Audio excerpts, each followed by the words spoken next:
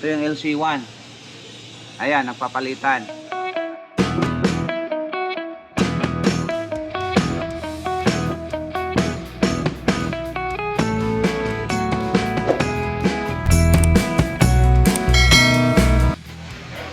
Pag ganito ang tama, LCD talaga to.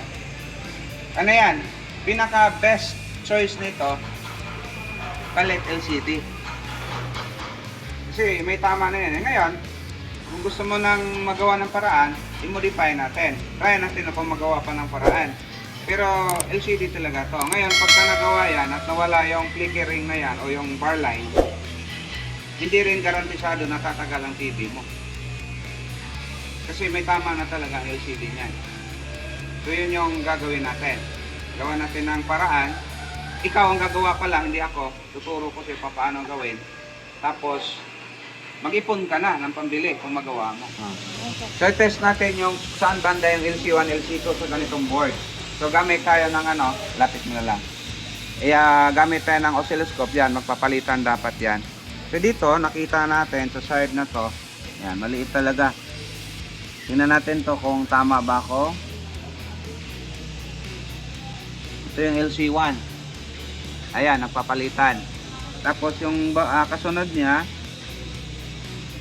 nagsasalitan din. 10, 30. Yan. Tapos ang kasunod niyan, HC1 na. Ayan o. HC1.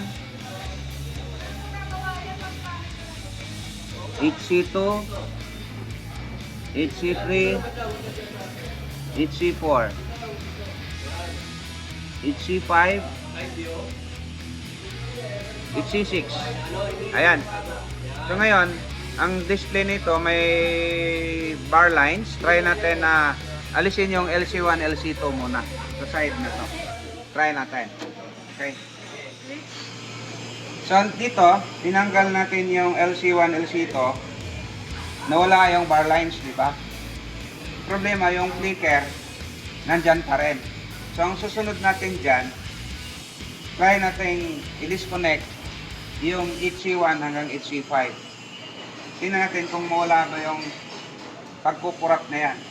Although, kahit pa paano, medyo matinaw-tinaw ng konti. Kaya lang, siyempre, kailangan alisin pa natin yan. Okay. So, kanina, bar lines yan. So, na-remove na natin. Naisip natin na putol na yung dalawa. So, isa lang palang naputol. Kaya, ang nangyari, nagpa-pump siya.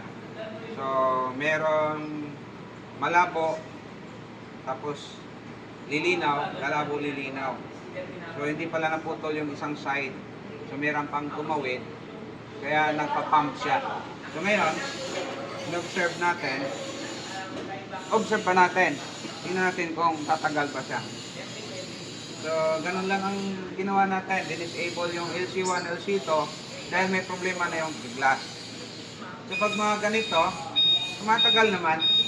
Siguro 1 linggo. Hindi, tumatagal to. Wala naman tayong kinat doon sa doon sa clock signals niya. Doon lang sa LC1, LC2. Low clock. So, ang minodify natin is low clock, hindi yung high clock.